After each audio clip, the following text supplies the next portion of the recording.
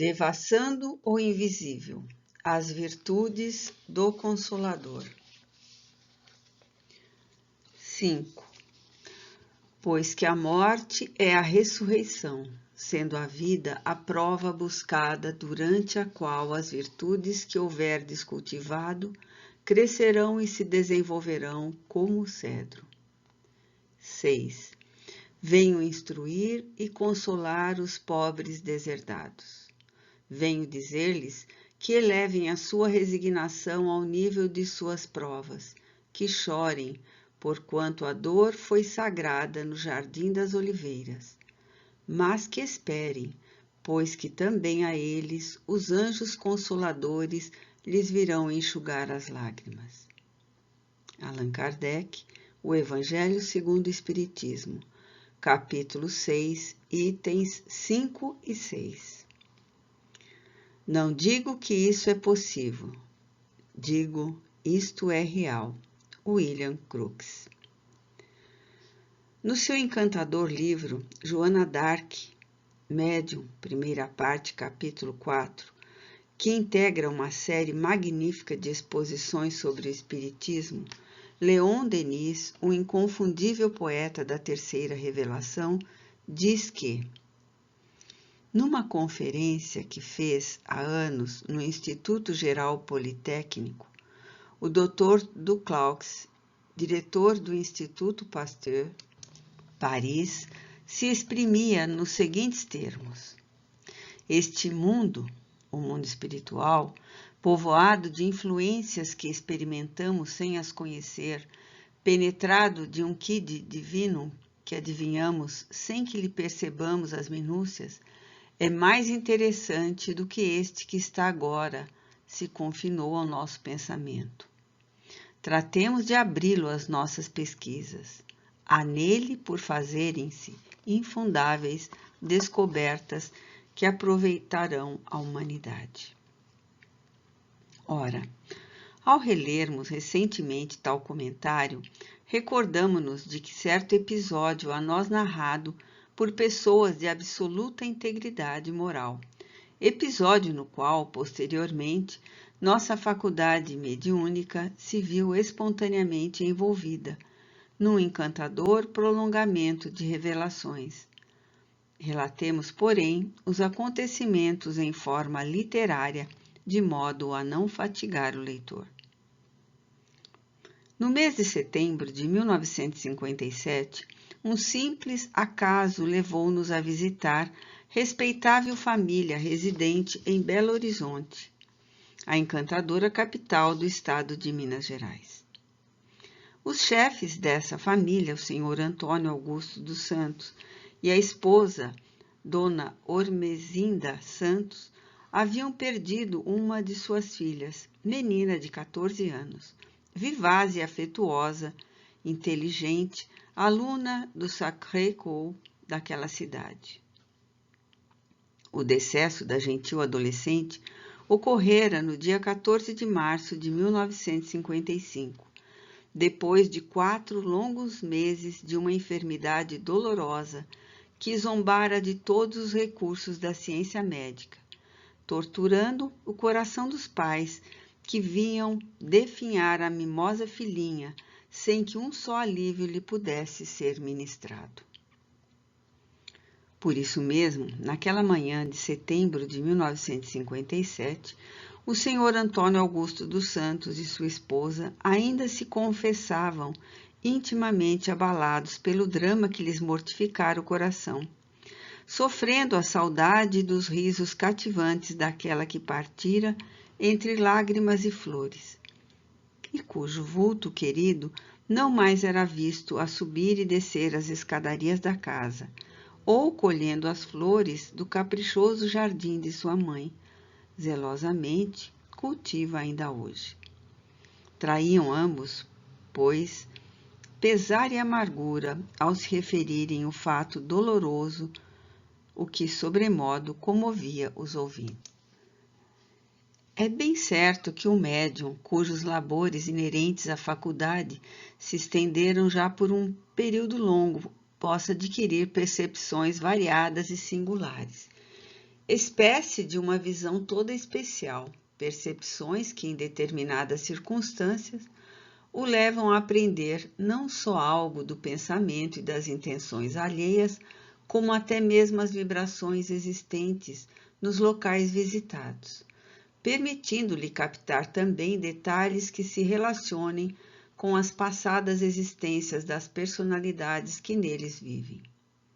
Assim foi que, penetrando pela primeira vez o solar da família Santos, edificação graciosa em estilo colonial português, sem conhecer qualquer dos seus membros e nada absolutamente que com estes se relacionasse, nossas percepções mediúnicas, em vez de uma residência em estilo colonial português, fizeram-nos entrever a sentir um estranho ambiente artístico, suntuoso e evocativo, mas no estilo da velha Índia e não de Portugal, o qual nos envolvia e penetrava como se o distinguíssemos por quadros sugestivos que outra vontade, independente da nossa, nos decalcava no íntimo do ser. Sob tal injunção, cercavam-nos não os aposentos confortáveis modernos que se veem no solar, mas velhas arcadas de estilo oriental, portas rendilhadas como joias de filigranas, varandas com formosos balaústres, tetos esculpidos com altos relevos reluzentes, como pintados a ouro, salões dourados com reposteiros flexíveis. Enfim, panorama íntimo tipicamente hindu aristocrata, refinado. Uma como vertigem engolfou nosso espírito. Nossas energias mediúnicas, nos primeiros momentos, se abalaram, premidas pela força vibratória do fenômeno, aliando-nos do que em derredor se passava e impossibilitando-nos de compartilhar a conversação durante os primeiros minutos. Refazendo-nos pouco a pouco, não sem estranhar, porém a singular visão que nos fora dado distinguir por meio do sexto sentido, lembramo-nos de que o senhor Santos era português nato, seus filhos brasileiros e sua esposa igualmente brasileira, descendente de portugueses, não existindo, portanto, quaisquer razões que justificassem o panorama hindu estampado nas vibrações ambientes. A não ser que se recorresse à ligação de Portugal com a Índia, nos dias do passado, donde a participação do senhor Santos ou de alguém de sua família em anteriores existências poderia influir na aura espiritual desse pressuposto atuante do passado. Daí advindo, então, as percepções por nós sentidas. Não obstante tais choques e estranhezas psíquicas, calamo-nos, receosos de cometer uma impertinência ou indiscrição se algo comunicássemos do que percebíamos, abstendo-nos, pois, de quaisquer revelações ou indagações, muito embora soubéssemos ser o chefe do solar visitado, assaz simpático à causa espírita. De outro modo, tantas são as impressões, visões, panoramas, descobertas, mesmo que o médium obtém em cada local, para onde as circunstâncias o requisitam, que se os narrasse todos, tornar-se-ia enfadonho, desacreditado, ridículo, considerado fanático ou obsediado. De passagem, acrescentaremos que, além do ambiente espiritual hindu assim percebido, sentimos-nos igualmente envolvidos por uma singular influenciação artística, pois a residência em apreço, vibratoriamente, é como um cenáculo de arte clássica, dado que um dos filhos varões do casal Santos é jovem tenor de largo futuro, enamorado da boa música, já com 2 excursões pelo estrangeiro, Alemanha e Estados Unidos. 2 filhas pintoras de grande dote artístico e fácil inspiração, e mais 2 filhos varões, engenheiros, arquitetos, donos de súbito valor profissional. Um retrato grande da menina morta no salão de visitas, ornamentado de cravos brancos em jarras mimosas sobre um aparador estilizado e ali disposto pelas carinhosas mãos maternas, despertou nossa atenção. Sorridente e graciosa, trajando o clássico uniforme do seu colégio, a morta parecia ali palpitar cheia de vida e encantos. Alguém dentre as visitas do dia indagou da dona da casa. Como se chamava a sua filhinha, minha senhora? Os olhos da saudosa mãe, azuis como dois retalhos luminosos do céu, se ergueram para o perfil querido ali estampado, rebrilhantes de um discreto pranto, enquanto seus lábios responderam em voz pausada e terna. Chamava-se Elizabeth, mas nós a tratávamos de Betinha, era a caçula entre as meninas. Com isso vieram as confidências, os relatos amorosos dos pais saudosos sobre a curta vida terrena da mimosa flor, que não chegara a desabrochar completamente. 1000 detalhes e pequenas particularidades que tecem o encantamento dos pais afetuosos, sempre interessantes para o observador que procura distinguir, nas nuances diárias da vida, motivos preciosos para o estudo da harmonia plena com que as leis do Criador tudo dispõem. Até que foi narrada a etapa final da vida terrena de Betinha, que se findara mansamente pela madrugada. E sua mãe continuou o relatório, não se detendo à menção do túmulo, mas prosseguindo noutra fase, que era bem o símbolo augusto da ressurreição, que a todas as criaturas humanas aguarda depois que o silêncio se debruça sobre nossos pobres despojos corporais, retornando ao seio da grande mãe natureza para as sublimes metamorfoses das espécies. Ouçamos, porém, na palavra de Dona Ormezinda, a formosa descrição do fato ocorrido após o decesso de Betinha, o qual motivou estas páginas, fato que, sendo razão de conforto e consolações para os demais corações maternos, que se vejam em idênticas circunstâncias, igualmente testemunhas a verdade espírita, em condições alentadoras, edificando o coração do crente e encaminhando as atenções para a sublimidade da vida além-túmulo.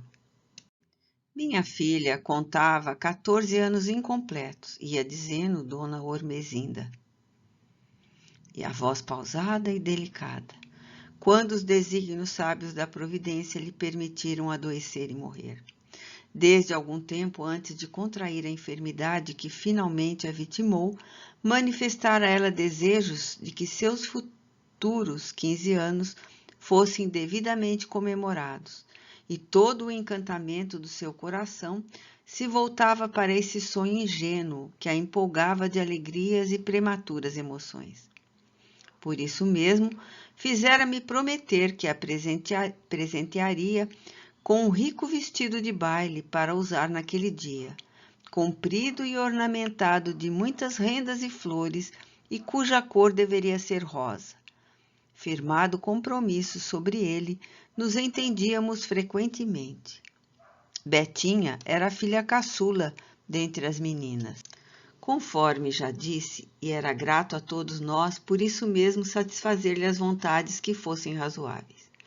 Ela, porém, não atingiu a idade dos seus sonhos, visto que faleceu aos 14 anos incompletos.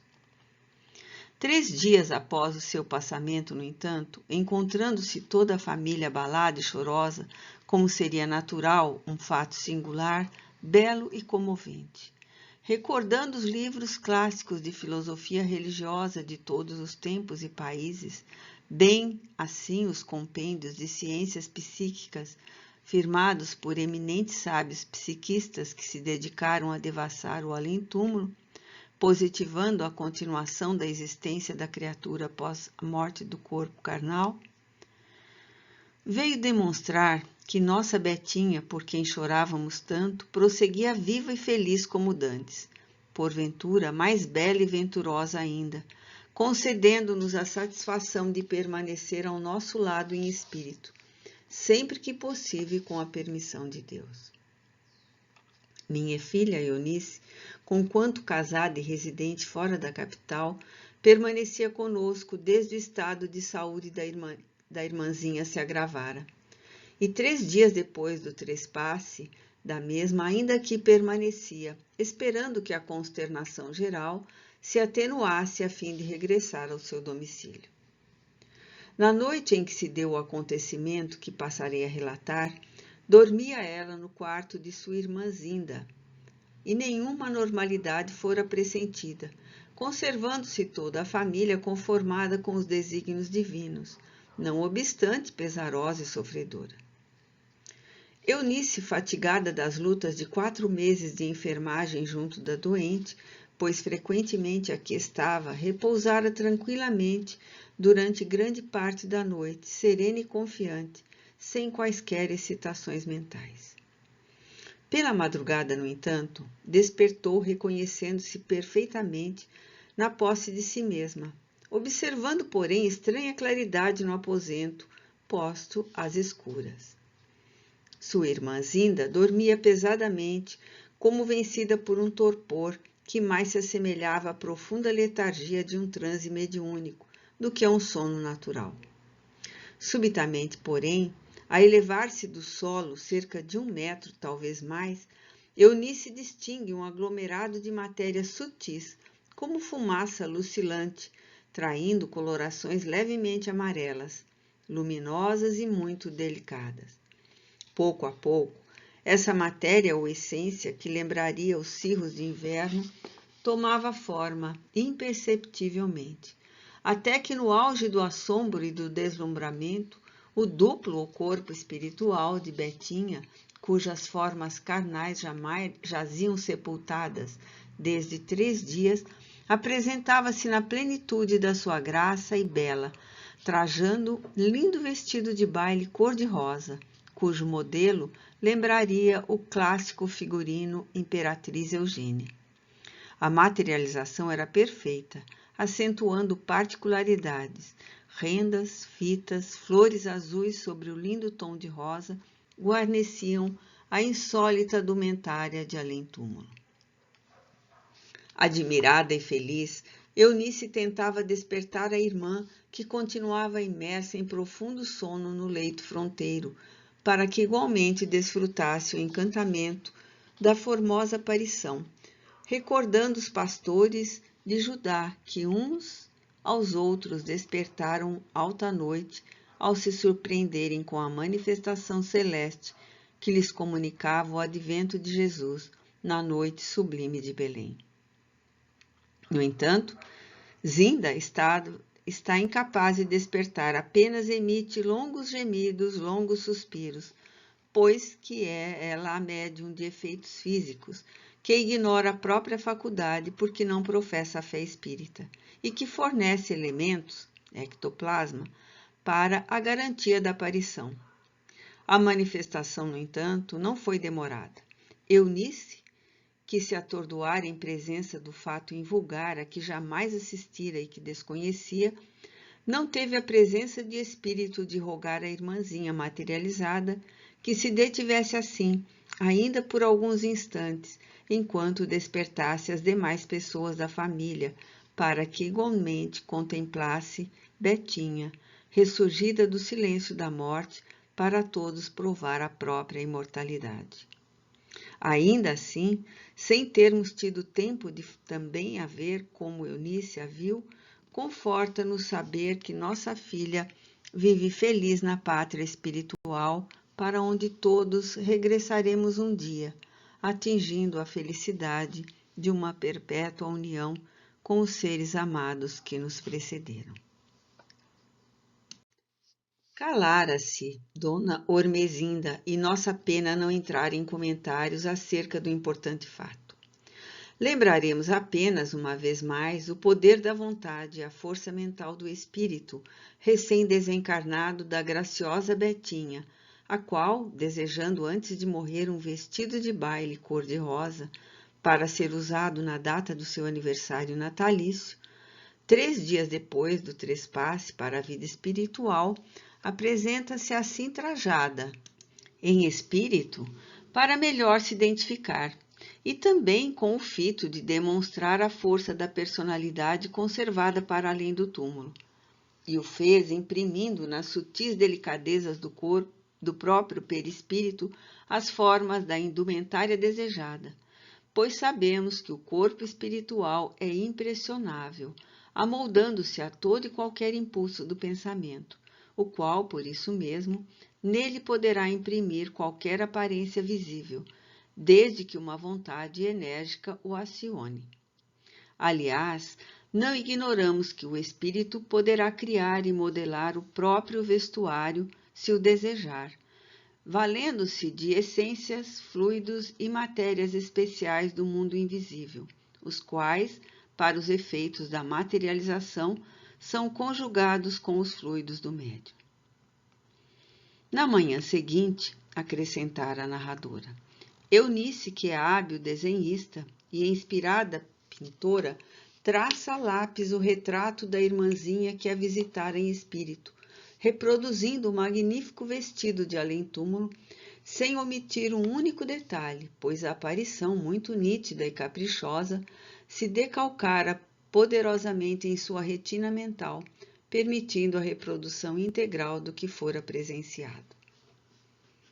E nós arremataremos, exatamente como agiu o pintor alemão Albrecht Dürer, ao desejar passar para a tela as imagens dos 4 evangelistas após vê-las materializadas no ar, da janela da sua água furtada, e como os médiuns literários que, obtendo do espaço durante transportes mediúnicos ou transes felizes, pela ação dos seus guias espirituais, a narrativa encenada de grandes dramas de vida humanas, os transcrevem em romances e belas historietas instrutivas, sob a assistência dos mesmos guias para edificação dos leitores.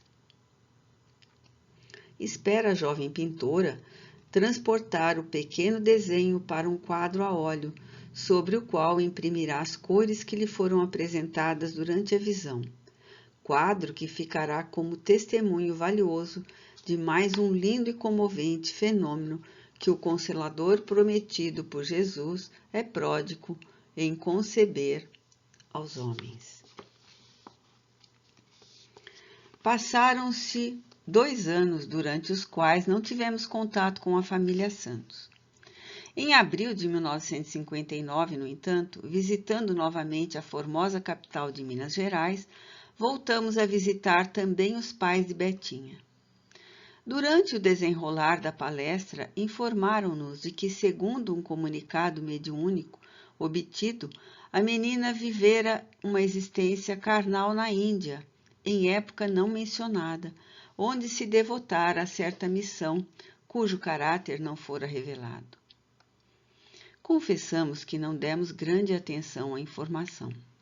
Tantos são os noticiários dessa ordem que nos chegam ao conhecimento, que por via mediúnica, quer por relatos alheios, que na maioria das vezes desinteressamo-nos deles. Esquecêramos, aliás, no espaço de 2 longos anos, durante os quais tantas peripécias se sucederam conosco e em que ficamos sem notícias da família Santos, que nossas faculdades de percepção psíquica haviam registrado em sua residência um ambiente etérico em estilo clássico hindu.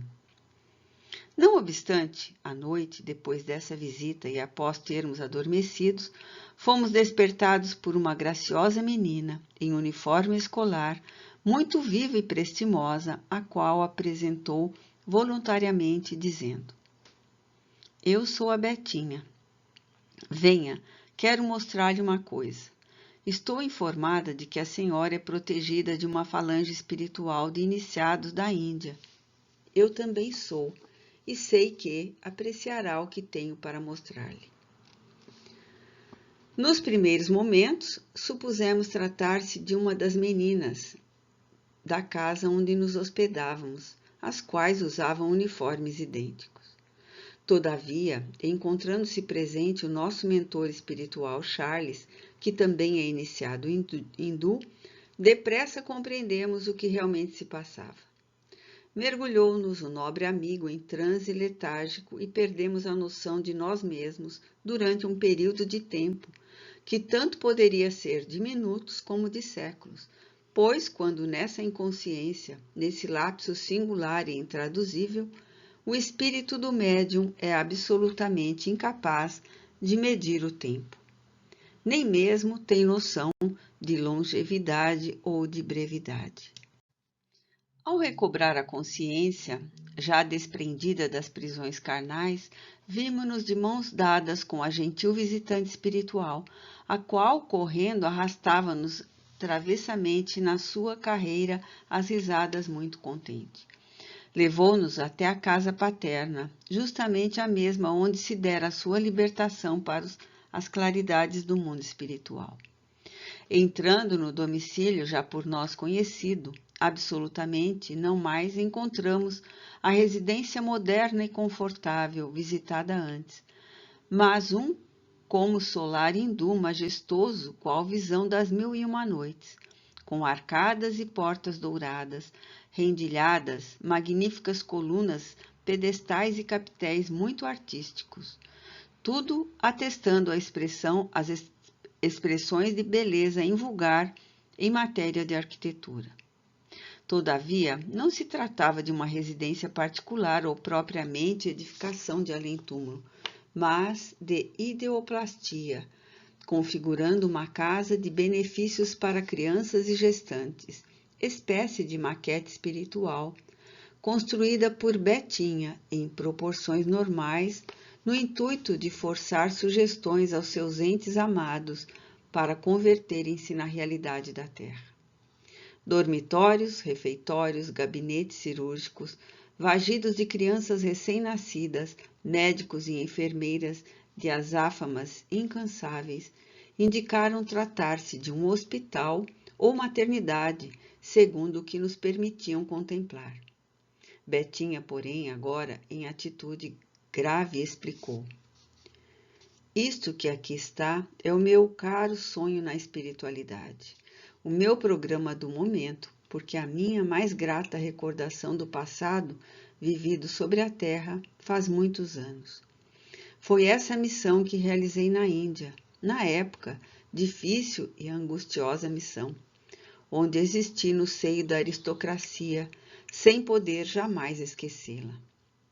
Na Índia, o sofrimento da mulher pobre e miserável, como da criança, era o que de mais intenso se poderia imaginar, mais doloroso e cruel do que em qualquer outra parte. Eu sofria contemplando tantas desgraças ao redor de mim, enquanto gozos e venturas me cercavam. Então, intentando aplacar as ânsias do coração e os rebates da consciência que me incitavam a uma ação benéfica, a favor daqueles infelizes, transformei a minha própria residência, na época, em hospital e asilo para crianças enfermas, ao mesmo tempo em que socorria as gestantes, amparando-as quanto possível. Prendi-me à ideia através do tempo, de tal sorte que agora não descansarei enquanto não conseguir daqueles que me amam na terra uma casa como esta, a qual fluidicamente já existe nas vibrações ambientes do próprio domicílio que habitei em minha última etapa terrestre. Criei-a eu mesma por meio de minhas energias mentais, a fim de transmitir sugestões a meus pais e irmãos, recordando a realização anterior na minha amada Índia, auxiliada por queridos tutores da espiritualidade, que, quase todos, foram ilustres figuras da antiga Índia. Foste, portanto, hindu também, minha querida menina, nessa passada existência que te referes? Indagamos comovidos, percebendo a empolgada e séria. Oh, não, respondeu vivamente. Fui europeia e não hindu de nascimento, mas de coração. Vivi na Índia como membro de uma família de missionários estrangeiros. Amei aquela pátria na qual cresci e me criei. Adotei-a pelo coração, porque lá me consorciei no seio da aristocracia e lá me deixei ficar para sempre, voluntariamente, entre minhas pobres crianças e os labores e lutas daí consequentes.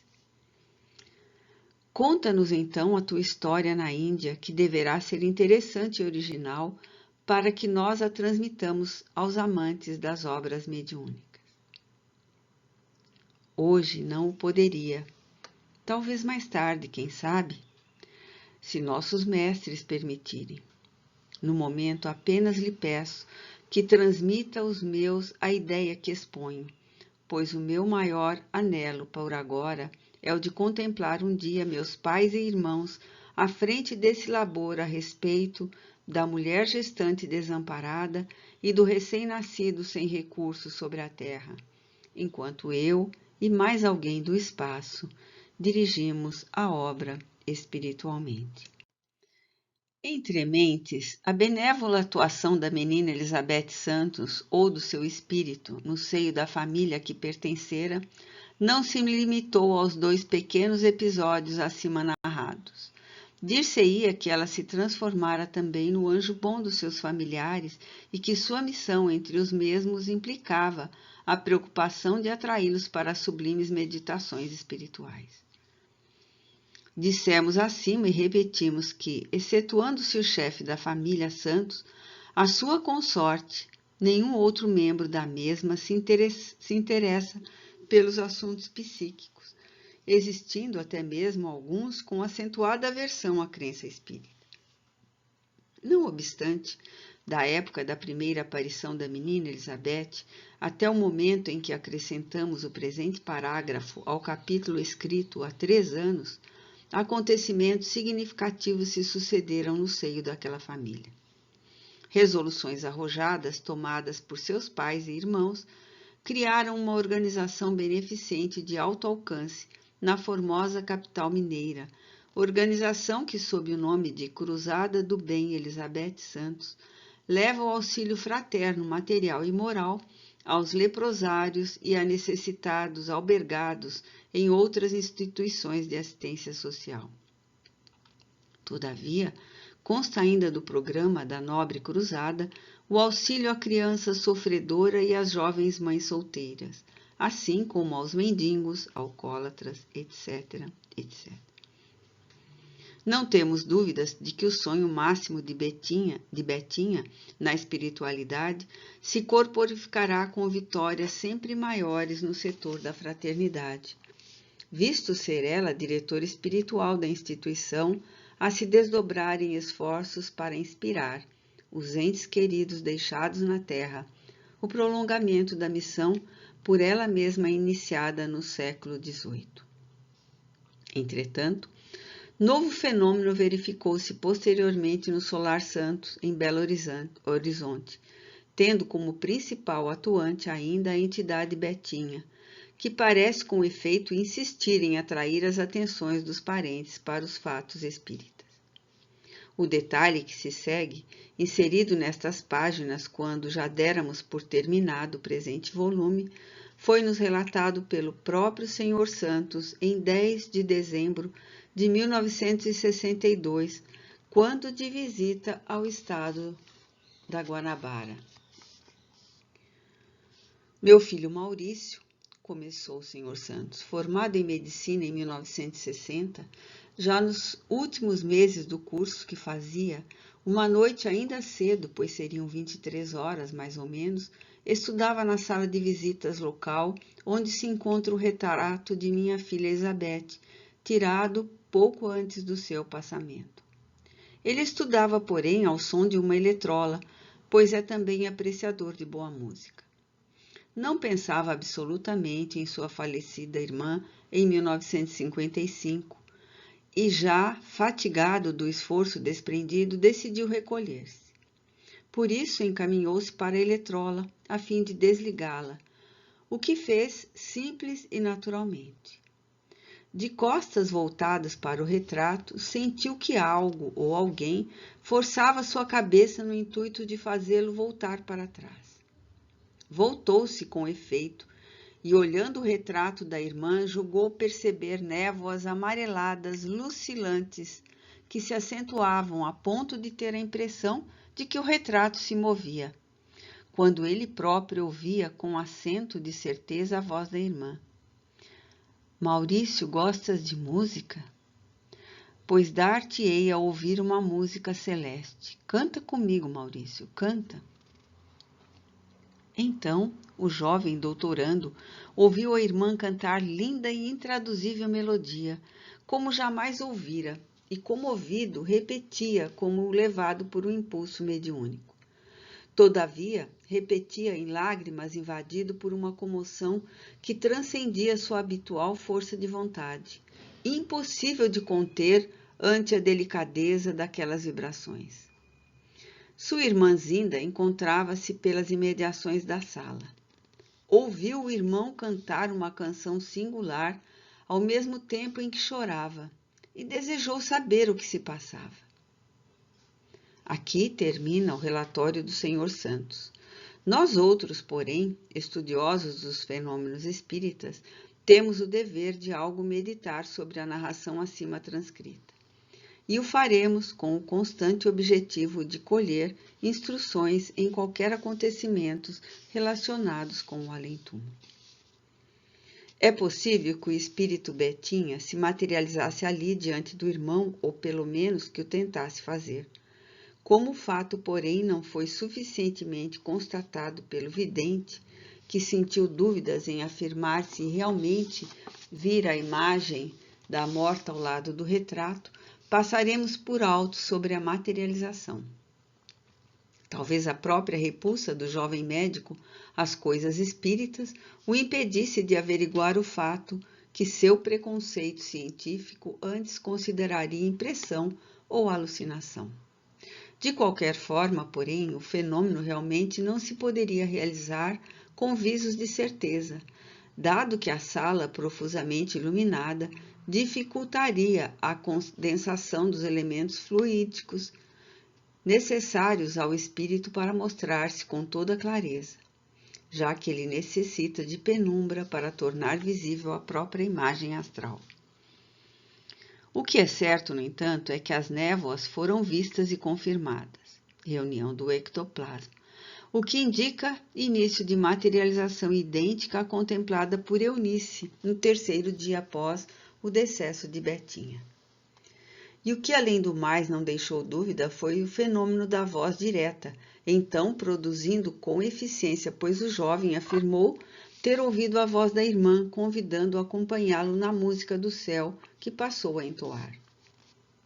Zinda estaria por perto, realmente, pois veio ver quem estaria na sala cantando. Seria, portanto, poderosa médium inconsciente das próprias faculdades, visto não ser espírita, dando motivo à revelia da própria vontade ao fenômeno, como já acontecera no primeiro, em 1955. Ora, tais acontecimentos mais valiosos se mostram porque, conforme dissemos acima, vários membros da família Santos confessam aversão ao espiritismo. Mas, para o nosso modo de apreciar as realidades da doutrina espírita, dentre os fenômenos provocados pelo espírito da menina Elizabeth Santos, certamente o mais belo, o mais convincente e positivo, o mais agradável a Deus, porque reuniu toda a família na mesma harmonia de vistas e elevações de princípios, foi a criação da cruzada, que tem seu nome, por ser a concretização da virtude por excelência da própria essência do Consolador prometido por Jesus, a revelação espírita. Inspirada por ela, de além-túmulo, para a prática da beneficência fraterna entre os que choram e sofrem nas provações terrenas, e também para o mérito inconcurso daqueles a quem amou sobre a terra, como pais e irmãos, os quais, exercitando as leis da caridade, vão a cada passo se laureando em presença daquele que proclamou o amor ao próximo como eterno tema de redenção.